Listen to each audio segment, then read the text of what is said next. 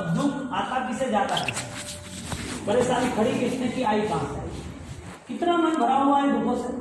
मति ज्ञान का उदय यदि सही हो तो वो हर जगह पर अपनी आत्मा यानी कि सच्चाई की सोच में जाता है।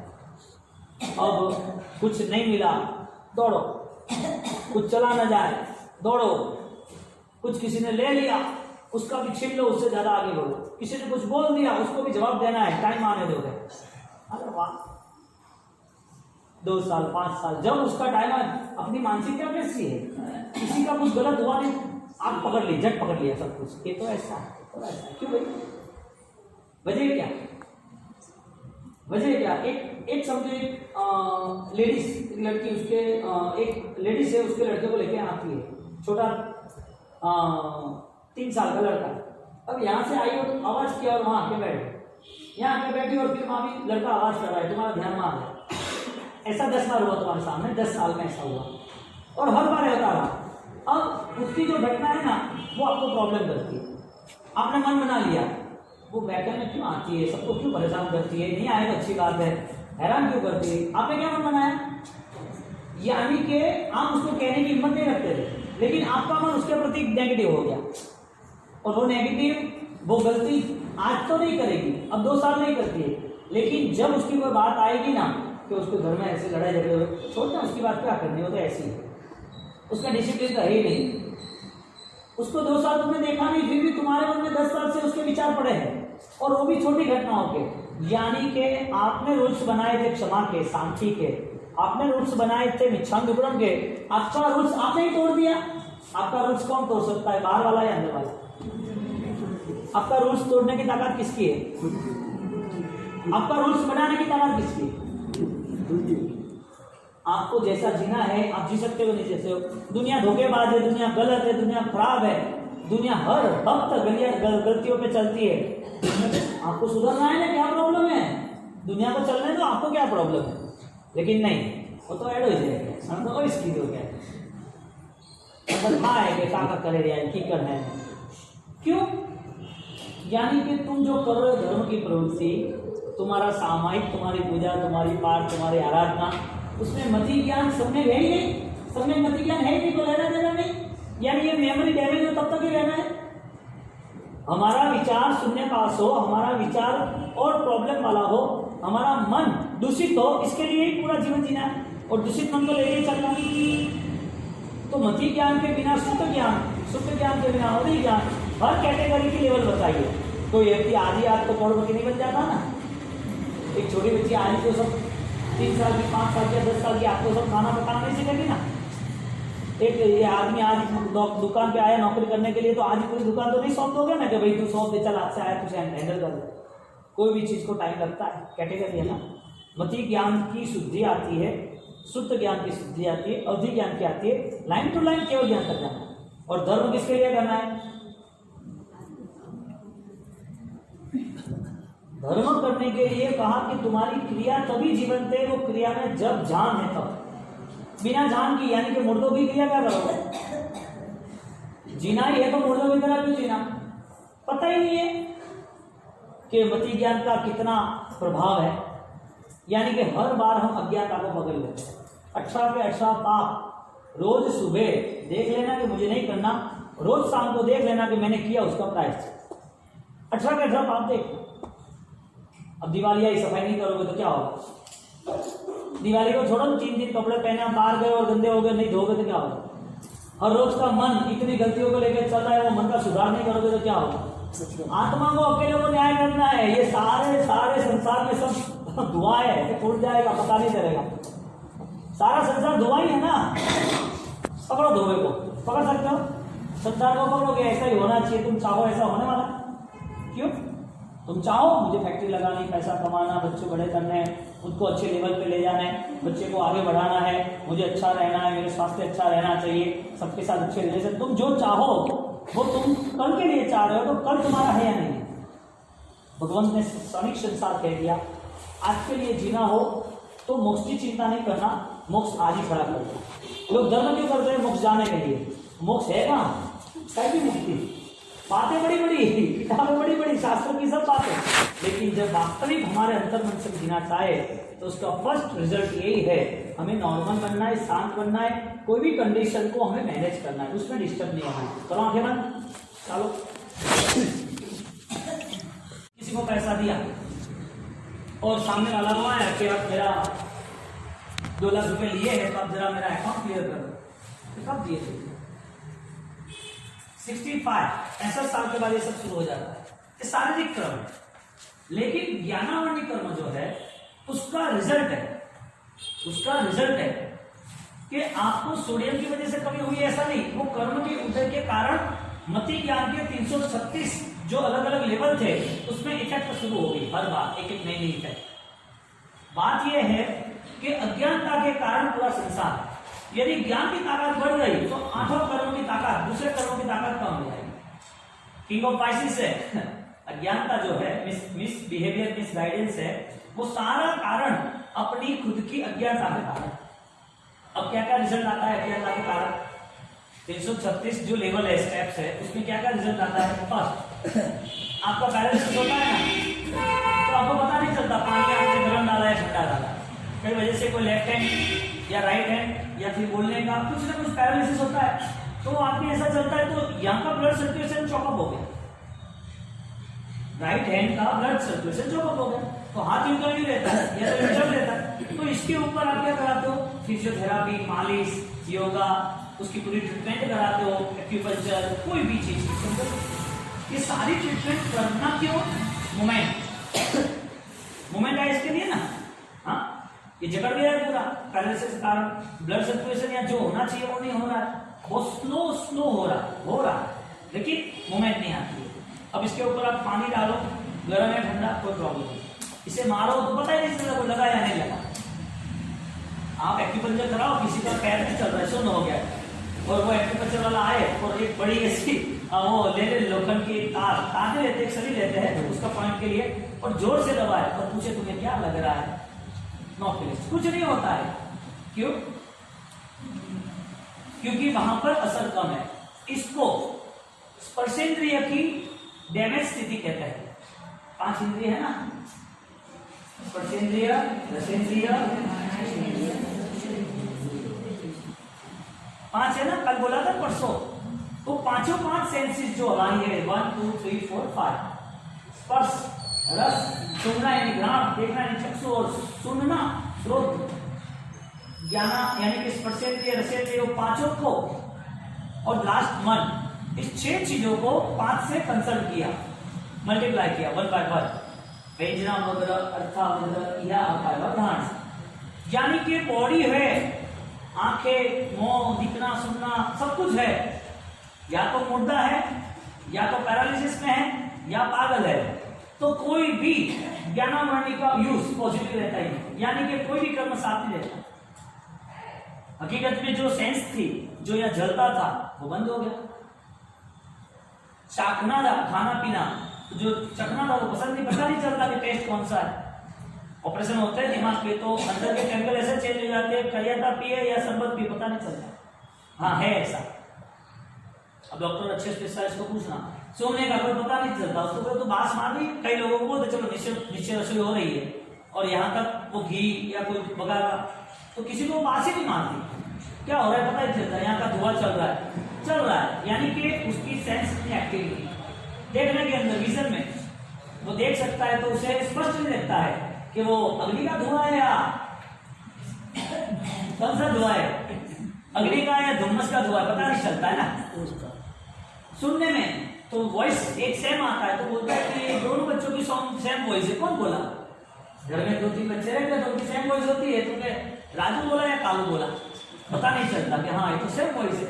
तो ये सारे इंद्रिय ग्राह्य विषय, क्या कहते हैं इसे, पंचेंद्रिय, उसके सामने रहे हुए सारे जो सब्जेक्ट्स है वो सब्जेक्ट को एक्सेप्ट करना, इंद्रिय ग्राह्य विषय, इस सब के सब को एक्टिव क्यों कर रहा था? अंदर आत्मा थी, इसके लिए आत्मा नहीं है, स्पर्शेंद्रिय है कि नहीं है?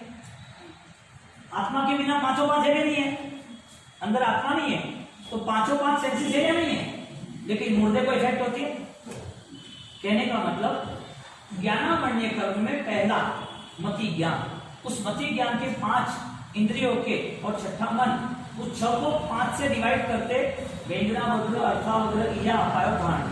कई बार हमारी सेंसेस क्लियर नहीं होती, कई बार विस्मृत होती है, कई बार लंबा समय लगता है डिसाइड करने में। ये सारी चीजें क्यों होती है? ज्ञानामरण्य का उदय, ज्ञान को रोकने वाला कर्म, जिसे ज्ञानामरण्य कहते हैं। अब ज्ञान को रोकने वाला कर्म इसके लिए बना कि उसकी सारी चिंताएं बाहर की रही, अंदर की नहीं रही। यानी पहले दिन बोला था निद्रा, स्वप्न निद्रा, अर्ध जागृत निद्रा, ये 3 निद्रा कॉमन है सबके लिए। तो सोया है तो लगता है कि सोया ही नहीं, किसी को लगता है कि सोया तो हूं तो पूरा सो गया। और अभी हम जो बात कर रहे हैं सामने देख के, तो 3 निद्रा थी। चौथी आती है योग निद्रा, यानी कि योग साधना। योग साधना में उनकी पूरी सेंसेस अलर्ट होती है। वो सोया भी होता है तो उसे पता है कि अभी सोया, भी उठ गया। वो सोता है ऐसा नहीं लगता है कि अभी बहुत नींद आती है। हर सेंसेस एक्टिव हो जाती है। खाना ज्यादा खाया, लेट खाया, जल्दी खाया, कम खाया, नहीं खाया, तो उसे कोई असर नहीं होती है। योग साधना में क्या होता है, सारे सेंसेस इतने एक्टिवेट होते हैं, 5 इंद्रिय इतनी स्ट्रांग होती है, बाकी असर कम हो जाती है, बाह्य पदार्थों की असर कम हो जाती है। अब ज्ञानामरण्य का उदय, यानी कि ज्ञान का यदि सही उदय हुआ, यदि विचार उसके सही ढंग से चले मति ज्ञान के सम्यक दर्शन के लेवल पर, तो उसके लिए 6 5 30 यानी कि 30 यानी कि 28 वेद दो निकाल दिए, एक चक्षु का और मन के, ऐसे 28 वेद है। और 28 वेद में वापिस 12 एक्स्ट्रा हर एक के साथ कंसल्ट करना। 12 28 गुना 12 336। बहु अबहु, बहुवी अबहुवी, क्षिप्र अक्षिप्र, संधि असंधि, ध्रुव अध्रुव, निश्चित अनिश्चित। कितने हुए? इसकी अलग अलग डेफिनेशन है। ये सारी व्याख्याएं आज का साइंस वो हर 100 साल में एक व्याख्या प्रूव करता है। कितनी कितने साल जाएंगे 336 को प्रूव करने के लिए? 336 वेद है ना। मैं ये कहता हूं कि ज्ञानी की इतनी विशाल बातें और ज्ञानी ने बताई हुई सारी चीजें यदि हम सोचने जाए तो हमें कितना बदलाव लाने की जरूरत है। क्योंकि हर जगह पर हम कहीं ना कहीं प्रॉब्लम खड़ी कर देते हैं, हम जगह कहीं ना कहीं कोई मिसबिहेवियर कर देते हैं हर जगह पर। क्योंकि कर्म को हम जब तक नहीं मानेंगे तब तक हमारा बिहेवियर, हमारा वर्तन चेंज, और हमारा वर्तन चेंज करना है तो पहले मानना तो पड़ेगा ना। बिना सोच के तुम कैसे कदम उठाओ? तो ज्ञानामरण्य कर्म जैसे ही सामने आ गया, ऐसे उसमें सब शुरू हो गया। अब बच्चों को याद नहीं रहता है, बच्चे भूल जाते हैं, रात को रोने लगता है, रात को अचानक 12 बजे रोने लगता है, डर लगता है, आपको डर लगता है, रोने लगता है। दिन भर जो सोता होता है रात को सपने में आता है। कोई घटना हुई होगी, लड़ाई झगड़े की या कोई चीज की या किसी के साथ कोई दूसरी, मंदिर देखना, तीर्थ यात्रा करना, कुछ ना कुछ रात को सपने में क्यों आता रहता है। ये सारी बातें प्रूफ करनी है तो किस बेस पे करता है साइंस प्रूफ? यंत्रों के द्वारा। किसके द्वारा? यंत्र के द्वारा प्रूफ करता है कि भाई हाँ कैमरा है तो कैमरे में सबके फोटो कलेक्ट हो गए, कैमरे में फोटो आ गए। अब कैमरे में फोटो आए तो कौन सी परगना ली तुमने? औदारी परगना आई कहां से? इतनी इफेक्टिव और इतनी सॉलिड बातें हैं।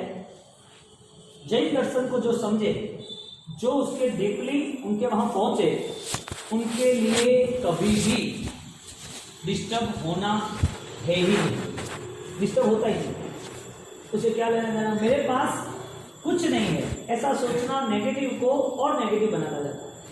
मेरे पास जो है वो मैं इसमें मैं राजी हूं। अब बोलो जो है उसमें राजी, इसका मतलब हजारों विचारों से मन कहाँ है? मन एक जगह पर खड़ा रह गया ना, और मन ऐसा नहीं सोचता है तो कहाँ भटकता है मन? हजारों विचारों। अब ये सारे स्पर्शेंद्रिय के 12, हाँ स्पर्शेंद्रिय, उसके वेदना वगैरह उसके 12, ऐसे करते करते 1 2 3 4 5 चीजों को हर वक्त कोई नया नया रूप मिलता है, हर वक्त डेवलप होता है। किसके प्रभाव से? बोलना बंद हो गया, पैरालिसिस हो गया, वोकेबुलरी नहीं है, जीभ पकड़ नहीं आती, पीछे जीभ के पीछे कुछ ऐसी ग्रंथियां, ऐसी नसें दब गई है तो आवाज सही नहीं निकलती है, या तो यहाँ कॉर्डलेस जो अपना वोकैबुलरी स्टैंड है, स्वर पेटी, वो सही नहीं है तो आवाज सही नहीं निकलती है। ये सारी चीजें होती कहाँ से? कैसे हुई ये सब? आपको बीपी आया, कैसे आया? Blood pressure. ब्लड प्रेशर आने की वजह है क्या? शुगर तो खाने से नहीं आता है, तो खाने से आता है, खाने से नहीं आता है, आता कहाँ से? मानव जीवन की सारी बीमारी मन के आधार पर है। और मन जितना प्रसन्न, मन जितना पॉजिटिव, मन जितना सही कदम उठाएगा, वो इतना राजी रहेगा। दवाइयाँ कम और दवाइयाँ ज्यादा, मस्त ज्यादा। बीपी का कारण क्या है? ब्लड प्रेशर का कारण क्या था? शुगर का कारण क्या था? यानी कि टेंशन। गुस्से करने वाला व्यक्ति, उसको ब्लड प्रेशर आता है। साइंस कहता है कि आपने जोर से चिल्लाया और किसी के प्रति द्वेष किया, उस द्वेष के कारण आपके रक्त दबाव, आपके शरीर के ब्लड सर्कुलेशन में कहीं ना कहीं कोई चेंजेस आया। वो जो बदलाव आया ब्लड सर्कुलेशन में, उस ब्लड सर्कुलेशन में बदलाव आता गया। जब तक आपके सेल्स, आपके टिश्यू एक्टिवेट थे, तब तक कुछ नहीं। लेकिन जैसे 45 रनिंग या तो जैसे ज्यादा टेंशन, ऐसे रोग की यात्रा शुरू। बोलो, रोग दवाई से जाते हैं कि सोच से जाते हैं?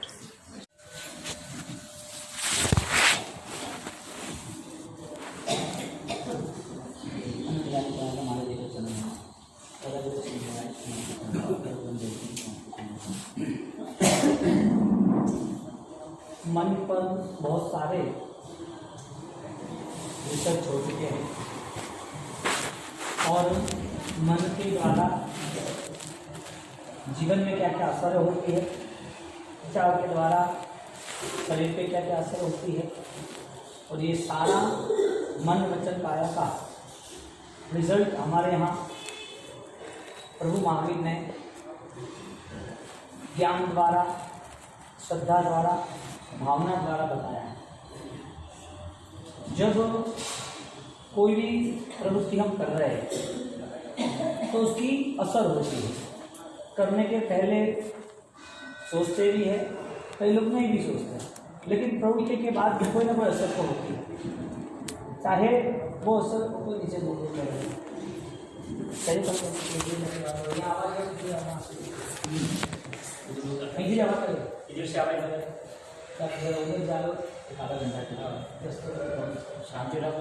तो मन वचन काय की प्रवृत्ति है। अब इस प्रवृत्ति को लेके कर्मबंध भी है, और कर्म जैसे हम मांगते हैं, मंगाते हैं, बुलाते हैं, समझाते हैं, तो दो प्रति का मन या फिर धर्म की सूत्र या धर्म की कोई भी व्यवस्था हो, तो सिर्फ फोकस एक ही जा रहा है कि आप अपने दुर्गुणों से कितने मुक्त हो, आपके अंदर रही हुई जो नेगेटिविटी है या जो पॉजिटिविटी है। लास्ट में उसे कहते हैं इमोशंस, कि कितना पावरफुल इमोशंस आप में है। दो है, नेगेटिव भी है, पॉजिटिव भी। यदि उसके पास नेगेटिव इमोशंस है तो असर खुद को ज्यादा होती है, पॉजिटिव है तो खुद को होती है, जिसे ज्ञानी भगवान ने भाव कहा है, श्रद्धा कहा है, मनोगत चिंतन कहा है। एक अच्छा लेखक टॉनी रॉबिन, उसने किताब लिखी the habit of highly protective peoples. स्वयं की जो असर है, उस असर का नतीजा क्या हो सकता है? आपके मन में जो भी विचार चल रहा है उसका असर है। उसने किताब लिखी, यदि कर्म मन से माना जाए, परमात्मा ने जो बात कही, कर्मवाद कहा, उससे माना जाए, तो एक भी समय ऐसा बताओ, समय कह रहा हूं, सेकंड नहीं। एक विचार करते हुए इसमें 150 नैनो सेकंड में पूरा क्लियर होता है आपके साइंस के हिसाब से। एक छोटा विचार 150 नैनो सेकंड का पूरा मैसेज क्लियर करता है। एक विचार आदमी जो भी कर रहा है, उसकी असर शरीर पे पड़ती है, वो साइंस सर्च करते हैं। उसकी शरीर में से कोई भावना निकलती है, लेसिया निकलती है, जिसे वो लोग ऑरा वाइब्रेशन कहते हैं। शरीर में से, शरीर के आसपास जो भी वातावरण बन रहा है, उसे ऑरा या वाइब्रेशन कहते हैं। भगवान उसे भावना कहते हैं, यानी कि लेशिया और तरंगे कहते हैं। अब ये सारा स्टार्टिंग मन से हो रहा है, सारा स्टार्टिंग मन से हो रहा है। अब यदि विज्ञान या अच्छे लेखक और अच्छे साइंस यदि वो प्रूफ करते हैं कि मन के विचारों का प्रभाव आपके आचारों पे, आपके शरीर पे पड़ रहा है। भगवंत ने धर्म कहा वर्तमान का, साक्षी का, आज का, अभी का। कल की सोच तुम बनाओ, लेकिन तुम्हारे हाथ में है नहीं कल। जो भी सोच है वो तुम्हें यदि अनुकूल, तुम्हारे शरीर के अनुकूल, जीवन के अनुकूल नहीं है, तुम्हें साता नहीं दे रही, तुम्हें हैप्पीनेस नहीं दे रही है, गुड फील नहीं हो रहा है, अच्छा महसूस नहीं हो रहा है, ऐसी हर सोच को निकाल देना चाहिए। फोकस ऑफ थॉट्स, आपका फोकस यदि जिस विचारों पे है उस विचार को लेके भगवान का धर्म को अलग है। भगवान कहते हैं कि आज के लिए जीना है और आज के लिए सोचना है। कल का भी शायद आयोजन करना भी है, तो कल की चिंताओं को लेकर नहीं करना है, कल की सोच को लेके आज बिगाड़ना नहीं है। आज जो सोच हो रही है कल के आयोजन के लिए, और कल आए इसी तरह हमारा जीवन बना रहे, तो आज कभी जीना ही, आज के लिए जीना क्यों नहीं? जिन लोगों ने आज के लिए जिया उन लोगों का इतिहास हमारे सामने है। तो जो साइंस प्रूव करती है वाइब्रेशन और ऑरा, वही हमारा पूरा धर्म ऑरा पे डिपेंड्स है, यानी कि भाव धर्म पे डिपेंड्स है। क्योंकि आपके अंदर से कोई ना कोई ऊर्जा छूट रही है, आप जो कुछ बोल रहे हो उसकी असर हो रही है। एक व्यक्ति सोचता है नेगेटिव, मेरे पास कुछ भी नहीं है, मेरे पास सोचना ही उसका प्रभाव है, उसी टाइम उसको कुछ नहीं है, यानी कि वो बैड फील, यानी कि उसको खराब महसूस होगा, मूड नहीं होगा, काम करने की इच्छा नहीं होगा, शायद सुबह सुबह भी नींद आ जाएगी, चाय पी के आया, सो के आया, तैयार होके आया, फिर भी 10-11 बजे उसका मूड लेस होगा तो दुकान पे बैठा होगा तो भी वहां से आ जाएगी। क्यों? कुछ नहीं है, ग्राहकी नहीं है, कायदे कानून सही नहीं है, पेमेंट नहीं आ रहा है। सोच जो बनी वो सोच बननी थी क्योंकि काम था, जिम्मेदारी थी, लेकिन सोच के नाते डिस्टर्ब होना वो जिम्मेदारी नहीं थी। दोनों चीज अलग है, सोचना जरूरी था क्योंकि जिम्मेदारी थी, लेकिन वो सोचना ऐसा नहीं था कि आपके मनोगत भावों को और प्रॉब्लम यानी कि परेशान। तो यहाँ पर जब परमात्मा जब देशना देते हैं, बात कहते हैं, तो बात आज के पर्याय की, आज के द्रव्य की, आज के कर्म बंद की कह रहे हैं, और वो ही बात वापिस अच्छे दूसरे लेखक कह रहे हैं कि तुम यदि क्षणिक आयुष्य में जी रहे हो, भगवान की बात को लेकर, तुम्हारा आयुष्य क्षणिक है, कल पता नहीं, घंटे भर बाद क्या पता नहीं। यदि क्षणिक आयुष्य जी रहे हो तो आज की पल, आज कैसा जा रहा है, आपकी स्ट्रॉन्ग फीलिंग्स है, यानी कि पॉजिटिव एटीट्यूड, पॉजिटिव फीलिंग्स, एक अच्छी भावनाओं के साथ अच्छे कार्य करने की तमन्ना है, यानी कि सोच पे ही सारा आधार है। मनुष्य, हमारे भगवंत कह रहे हैं भद्रभाव स्वामी, मनुष्य मन एव मनुष्याना बंध कर्म मोक्ष हो। मन के द्वारा तुम तुम्हारे मोक्ष को और तुम तुम्हारे नरक को खोल सकते हो, ये हमारे भद्र स्वामी कह रहे।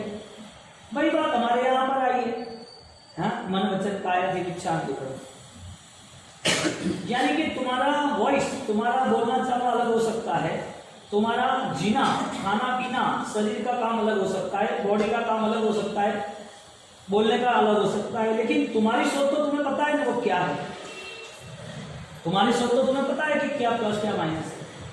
तो यहाँ पर जब दो प्रतिक्रमण, यानी कि उसके आधार पर हम सारी क्रिया करते हैं, और सारी क्रिया का यदि कोई जैन शासन का, कोई भी धर्म का बेस यदि सूत्र और ज्ञान हो, तो जो सूत्र और ज्ञान से जुड़ा है उसकी फीलिंग्स कैसी होनी चाहिए। या तो हम सूत्र को समझते नहीं, या तो समझते हैं तो लिमिटेड, हमको जितना समझना है इतना समझते हैं। एक भी क्रिया निष्फल नहीं है और एक भी क्रिया का फल ना हो ऐसा नहीं, यानी कि फलवान। तो क्रिया करने वाला जो भी आराधक है, जो भी समझदार व्यक्ति है, या जिसे भी करनी है, उसके पास धर्म के नाम की या जीवन के नाम की या शांति के नाम की सोच ही नहीं होगी, तो शांति आएगी कहां से? कर्म का समय आएगा तो पैसा मिलेगा, शांति जरूर मिलेगी। कर्म अच्छा होगा तो लोग सम्मान देंगे, मन की आग थोड़ी कम होगी। लोग सामने मिल जाएंगे, लोग रिस्पेक्ट देंगे, आपको सलाम देंगे, आपके लिए उनका बहुत सारा बहुमान रहेगा, आप एक अच्छे इंसान हो ऐसा लोग समझते हैं। हमारी अच्छाइयां तो हमें खोजनी है, हमारी बुराइयां हमें खोजनी है। अब ये दुनिया से जीने का, दुनिया के साथ रहने के बाद दुनिया के साथ ही जीने का तरीका जो है वो हमारे आत्मा का तरीका नहीं, जिसे संसार भावना है। संसार ऐसा है तो उसके साथ ऐसा थोड़ी रहना। तो हमने जब प्रायश्चित किया तो सबसे पहला प्रायश्चित हम किससे करते हैं? जो जीव को दुख दिया वो, या अंदर रहा हुआ जीव कोई दुख वाली गति में न जाए वो। जीव को दुख दिया, पानी है या कोई जानवर है या कोई छोटा पशु पक्षी है या कोई इंसान है, किसी को भी जैसे वैसे बोल दिया तो दुख तो हुआ ना उसको, सामने वाले को। तो हमने सोचा कि भाई संवत्सरी आया है, मिच्छानुकरण दे दे, तो मिच्छानुकरण दे दिया। मिच्छानुकरण दे दिया तो वो सॉल्यूशन हो गया, एक व्यक्ति का सॉल्यूशन तुम्हारे सामने हो गया। यानी कि आपके मन में जिस व्यक्ति के प्रति घृणा थी, द्वेष था, अपराध भाव था, उस व्यक्ति को तुमने समझा कि मैंने गलत किया तो मुझे उससे माफी मांगनी चाहिए, आपने माफी मांगी। आपके मन में से एक कांटा निकल गया दर्द का। आपके मन में भी कोई कांटा नहीं है ना। एक व्यक्ति से माफी मांग ली तो एक माफी से आपका सॉल्यूशन हो गया, मन का, मन समाधि में आ गया, मन शांति में आ गया।